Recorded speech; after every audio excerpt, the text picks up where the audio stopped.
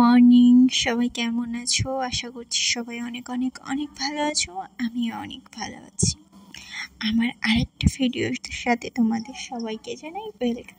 জানি দার্জিলিংয়ে এতদিন পরে ভিডিও। আমি তো গিয়েছিলাম ফেব্রুয়ারিতে, দেখো মার্চ এপ্রিল এসে লাস্টের দিকে ভিডিও করছি। এতটাই লেজি আমি। আর ভিডিও এডিট ফার্স্ট করেছিলাম, কিন্তু কিছু প্রবলেম আর কপিরাইট খাওয়ার জন্য ভিডিও আর দিতে মন চাইছিল না।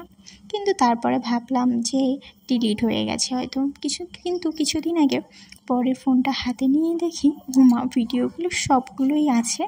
তাই জন্য আবার নতুন করে এডিট করে আর কোনো মিউজিক দেবো না, কারণ মিউজিক দিলেই আমি যেভাবে দিই না কেন, যেমনভাবে দিই না কেন, কপিরাইট আমি খাবই। ওটা ইউটিউব আমাকে দেবেই গিফট হিসেবে। তো কিছু দিক আর না দিক, ওই কপিরাইটটা দিয়ে দেবে। আচ্ছা, কোথাও গেলে আমার মতো কে কে আছো যারা পাগলদের মতো হাঁটাচলা করো? আমি কিন্তু এক নম্বর। কোথাও গেলে কি আমি না কীভাবে পড়ে যাই, আর হাঁটা চলার তো দেখতেই পাচ্ছ, পাগলই বলবে। আর চুলের অবস্থা এই গরমে আমার না মাথার অবস্থা প্রচুর খারাপ, কারণ গরমেই হোক বা ঠান্ডা, আমি না হেয়ার কেয়ার একদমই পারি না করতে। তাই যেন বোঝার মতো লাগছে, কারণ এ পাশ থেকে চুল বেরিয়ে যাচ্ছে, ও পাশ থেকে চুল বেরিয়ে যাচ্ছে, জাস্ট অসহ্যকর লাগছে। আর ওখানটা না একটা চুইংগাম দেখেছি, তাই ওদেরকে বলছি কেউ কি নেবে কি? সবাই তো বললো না, আর আমিও নিয়েই চলে এলাম। আর ইয়ার্কি মারছিলাম, এমনি নতুনই পড়েছিল তাই জন্য ওদের সাথেও একটু ইয়ার্কি মারলাম। আচ্ছা, তোমাদের ওখানে গরম কেমন পড়েছে বলো? আমাদের এখানে তো বিশাল গরম পড়েছে। আর হ্যাঁ, জানি সব জায়গায় গরম পড়ছে, কিন্তু আমার যেন মনে হচ্ছে আমাদের এখানে সব থেকে বেশি।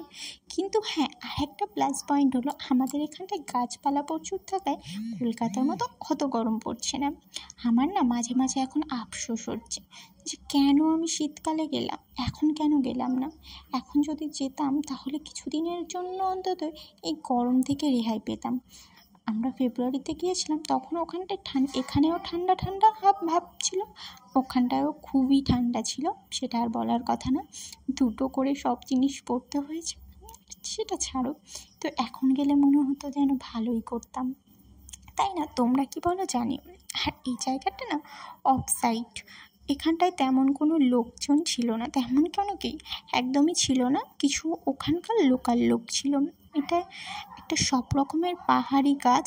আমাদের ওখানটায় তো এখানকার কোনো গাছই দেখতে পেলাম না, শুধু অ্যালোভেরা গাছটাই যে আমি চিনি। তারপরে এখানটায় অনেক ধরনের ক্যাকটাস, অনেক ধরনের গাছ আছে, এটা আমি কোনোটাই চিনি না। মনে হচ্ছিল এখান থেকে কিছু গাছ নিয়ে আমাদের ওখানে চলে যায়, কিন্তু নিয়ে যেতে তো অনেকটা, আমাদের লাগেজও এমনি অনেক বেশি হয়ে গেছিলো, কারণ সবার জন্য শপিং করেছিলাম তাই জন্য।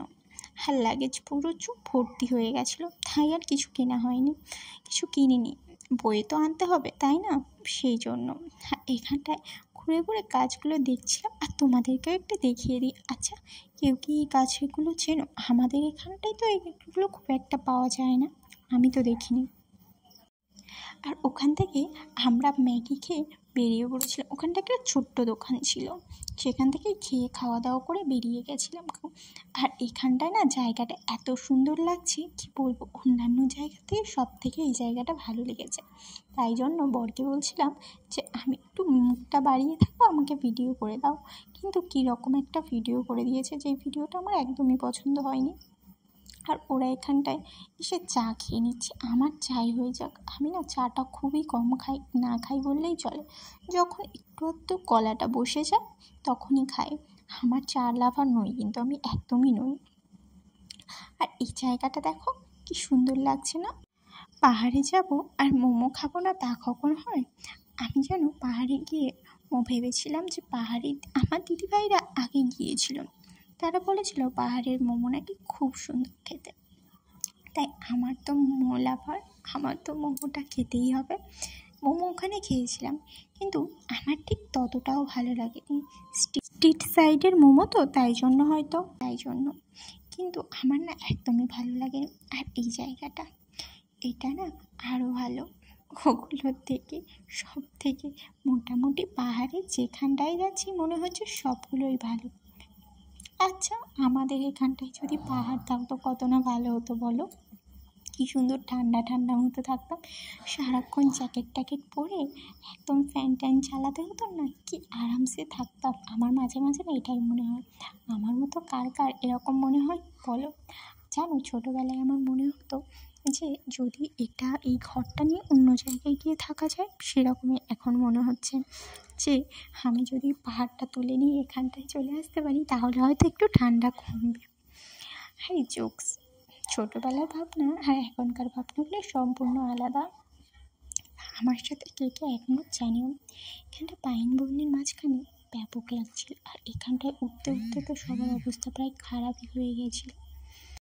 আর এর ওপরে নাকি একটা ঝিল আছে। আচ্ছা, কারা কারা গেছো আর কারা কারা ওর ওপরে উঠেছো একটু জানিও না, কারণ আমি না উঠিনি, কারণ আমার না মাঝপথে গিয়েই পায়ে ব্যথা করছিল, আর উঠতে পারিনি, আর এনার্জিও ছিল না।